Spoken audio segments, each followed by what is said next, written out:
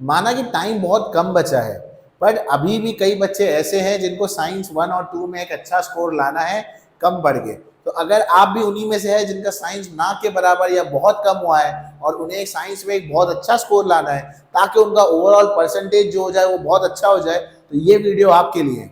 Hello बच्चों, आज के वीडियो में हम साइंस 1 और 2 की स्ट्रैटेजी को जानेंगे।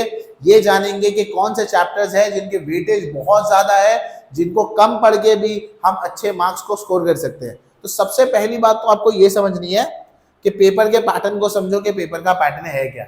आपको पेपर का पैटर्न शायद अब तक पता होगा, जिनको नहीं पता तो जल्दी से बता दूं। साइंस 1 और साइंस 2 का पेपर है, दोनों मिलाकर टोटल मार्क्स कितने होते हैं? टोटल होते हैं 100।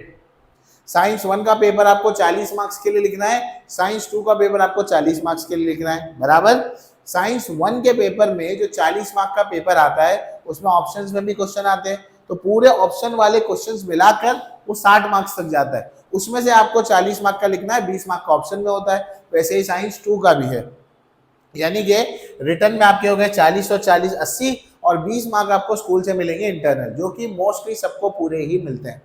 यानी कि अगर हम देखें तो साइंस 1 और 2 मिलाकर 100 मार्क्स का हुआ। और आपको ये बात तो आई थिंक सो पता होगी कि हमको पास अलग अलग नहीं होना है, कंबाइंड हमको पास होना है। यानी कि मान लीजिए कि साइंस 1 में आपको 0 मिला, एग्जाम्पल के तौर पर आप नहीं गए और आपको 0 मिला, पर साइंस 2 में आप इतना अच्छा लिख कर आ गए पेपर कि आपके 20-30 मार्क वहां बन गए, तो स्कूल के इंटरनल के 20 मार्क हो गए और साइंस 2 के 30 मार्क 50 मार्क हो गए, आप पास हो गए।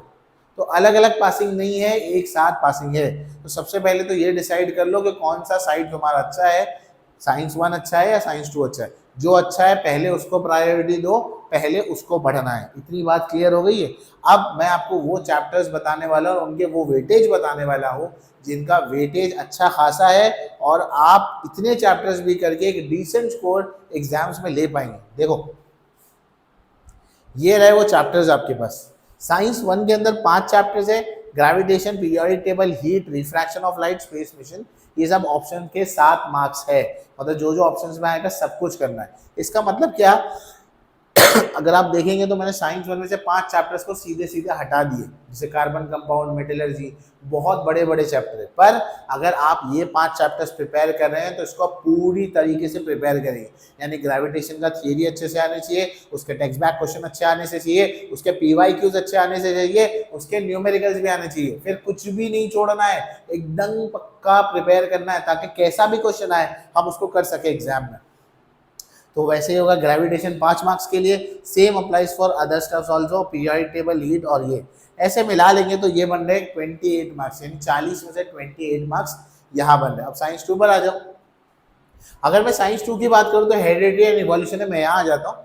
हेरिडिटी एंड इवोल्यूशन है 5 मार्क्स के लिए, फिर लाइफ प्रोसेस 1 मैंने लिखा है 6 मार्क्स के लिए, लाइफ प्रोसेस 2 नहीं लिया क्योंकि बड़ा है वो, environmental management towards green energy, और ये 4 चैप्टर्स भाई इसको तो कभी भी मिस नहीं करना। ये साइंस 2 के सबसे आसान चैप्टर्स है। अगर आपका साइंस 1 और 2 में साइंस 2 स्ट्रॉन्ग है तो सबसे पहले ये 4 चैप्टर को कंप्लीट करो, इसको बिल्कुल भी मत छोड़ना।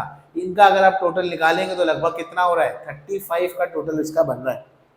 यानी कि 40 मार्क में से अगर आप 5 चैप्टर्स भी 6 चैप्टर्स करके यारो साइंस 2 के, तो आपका 35 मार्क्स आपका बन रहा है। अगर ये 35 और अप्रॉक्स ये 30 मिला लो यहाँ से तो कितना हुआ 65, और 20 मार्क ओवरऑल का कितना हुआ 85। कट कुट के आपके हाथ में 80 मार्क आ रहा है। इसका मतलब क्या है, इसका मतलब ये कि मैं साइंस 1 अगर आधा भी पढ़ूंगा, साइंस 2 भी आधा पढ़ूंगा, तो भी मैं 100 में से 80 मार्क लगभग एग्जाम में स्कोर कर सकता हूँ। तो क्या इससे बेटर अभी क्या चाहिए? अभी फिलहाल प्री बोर्ड्स के लिए इसको तैयार कर लो, इसको पढ़ लो, इतने चैप्टर्स पढ़ लो, और आगे टाइम मिला तो उसमें और चैप्टर्स ऐड ऑन कर देना।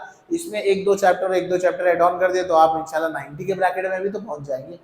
कितना सिंपल है, कितना सिंपल है। इसीलिए बोला जाता है कि क्लास 9 ज्यादा डिफिकल्ट होती है क्लास 10 से, क्योंकि क्लास 10 में हर चीज का वेटेज फिक्स होता है। अगर क्लास 10 में हर चीज का वेटेज और हर चैप्टर का मार्क्स दिया हुआ है तो आप उसका फायदा क्यों नहीं उठा रहे? आपको उसका फायदा उठाना चाहिए, उसी हिसाब से अपनी स्ट्रैटेजी को बनाना चाहिए।